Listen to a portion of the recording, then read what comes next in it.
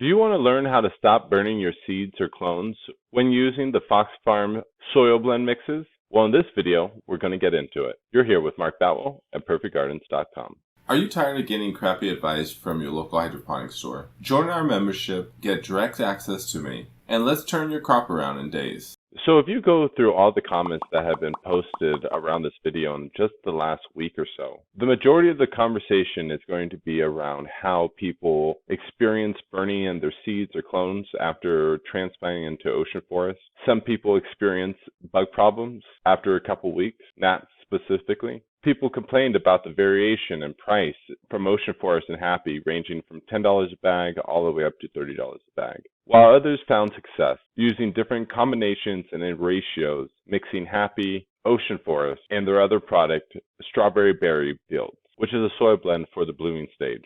Okay, so addressing the burning like we originally talked about. First secret into understanding seeds is that seeds have something called cotyledon. They believe that cotyledon is actually the nutrition that is contained within the seed while the seed is in an embryo stage. And that fertilizer actually begins to dissipate after the first set of leaves pop out all the way to the true leaves, meaning the second set of leaves that pop out after the initial leaves pop out from a seed. So to just take that into consideration, a seed actually has enough of its own organic nutrients to get to its true leaves.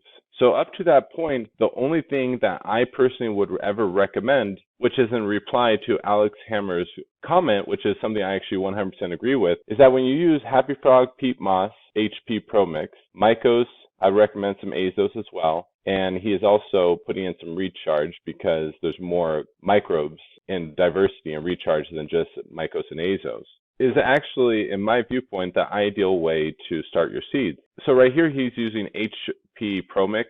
And the reason why he's using HP Pro Mix is because Happy Frog is actually a very heavy soil. If you pick it up, you could tell it's full of organic matter. And at least back in the day when I was putting my hands on it, it was full. It was a great product. I don't know what it looks like now, although it is very heavy and it does retain a lot of water. And obviously you don't want your seeds to be sitting in water, and watering is actually one of the biggest problems I find most growers actually have. So the reason why he's putting HP Pro Mix is to cut it, fluff it up, allow for a little bit better drainage. Then he's using the Mycos and the recharge to help build your beneficial bacteria and fungi around the soil system so that when the seed begins to produce its taproot and its other roots, the nitro microbiology system can begin to take effect. And that's why he's throwing in a little bit of back guano. Although, if you didn't have all these products, at this point, what I would do when starting my seeds is I would actually just use the Happy Frog. I would not use any ocean forest or strawberry fields. And again, I'm just saying that if all you had was these products and you're not buying the HP Pro Mix, because that's a $55 bag of Mycos is $20-$30. Recharge is also about $20, and some back guano is about another $10-$15. Let's say you have your seeds, you have your Happy Frog, a bag of ocean forest, and a bag of strawberry fields, and that's it. Initially, when you start your seeds, after the seeds get to their true leaves, if you're starting them in, let's say, a Dixie cup or a tray that holds maybe 20 or 30 seeds, at this point, you're going to want to start to consider using their Big Bloom. Remember, there is no fertilizer or anything in Happy Frog, and before you transplant, there's not going to be a large enough root system to hold the soil together. And so you're going to have to keep them in your Dixie cups or your trays probably for about a week after the true leaves pop out, while giving them maybe a little bit of Big Bloom. And Big Bloom is actually back guano. It's their first bottle they recommend in their trio line. After about a week, maybe 10 days after the true leaves pop out, remember the true leaves are the second leaf set. At this point, I would probably transplant into a 1 gallon size pot, and that blend will probably end up being 70% happy, 30% ocean forest. If you're determined to use Grow Big, then I would probably recommend a 90-10. So 90% happy, 10% ocean forest. if you're not going to use the Grow Big and the other liquid nutrients in their trio pack, having a little bit more ocean forest will be beneficial. Although, as you could see, some of the complaints about finding gnats and aphids in their ocean forest, after a week of watering, I'd probably add in some diatomaceous earth as an amendment to the ocean forest, because I have also experienced a large amount of ants, aphids, and gnats when I have, back in the day, used to purchase up to 100 pallets a year through our Perfect Gardens brick and mortar hydroponics store. So when I was going through this many bags, I'd be picking up bags all the time, and I would actually put bags to the side because there would be bugs just riddled all over the bag. At this point, I would also take into consideration how long your veg period is. If you are growing indoors, your veg period at this point, because you're going from seed, is going to be at least 6 weeks. So if you transplant into a 1 gallon with, let's say, a 70-30 split, you'll probably end up transplanting again into a 3 gallon or a 5 gallon, adding in probably a 40-60 blend, 40 happy,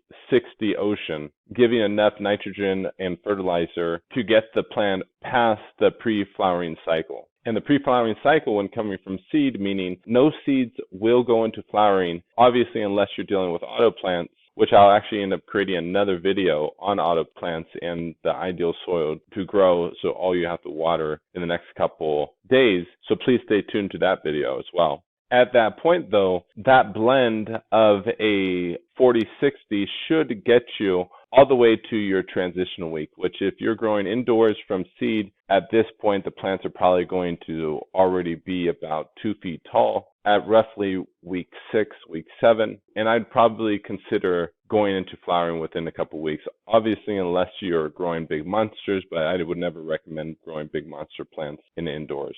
At this point, because you're going into flowering and you're growing indoors, I would definitely recommend going over to a liquid nutrient and following the liquid or dry fertilizer or whatever nutrient feed Fox Farm was recommending to you, all the way to the point where you start to see slight tip burn. I probably wouldn't recommend following their feed schedule exactly to the T. I always recommend to people to cut their nutrient line recommendations in half, because like I said, the point of this video is avoiding tip burn or burning. And like you can see, all these comments were around a lot of negative experiences getting tip burn. And the reason why they're getting tip burn is because most people are transplanting directly into ocean forest, or they're using a 50-50 blend of happy and ocean with their seeds or early fragile plants. And because the ocean forest is a synthetic fertilizer that is 100% available, they're probably using a urea-based spray-on fertilizer. People are experiencing this burning with the small plants.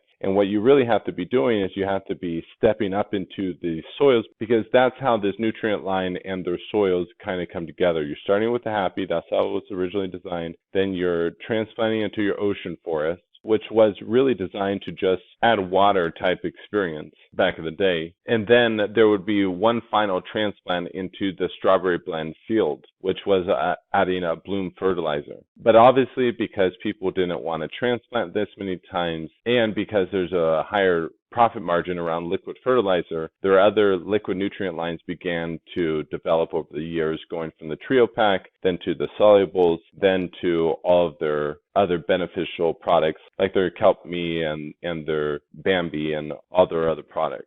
So once again, guys, if you want to avoid tip burn, do not transplant directly into ocean forest, okay? You're going to want to start off with happy, allow the plant to develop a root system, and then transplant into a blend of happy and ocean. Then when you go into your transition week, you're probably going to transplant one more time into your strawberry field. During this entire time, you are pretty much just adding water. Might be adding some Big Bloom, maybe a little bit of Grow Big, and then using Tiger Bloom, because the strawberry field was transplanted into. I probably would avoid the soluble nutrient lines when you're transplanting into all these different bags, because once again, all these bags have synthetic fertilizer. I would also be measuring and taking into consideration my EC or parts per million of my water runoff, because that's really going to be the only way you know what is actually in your soil media.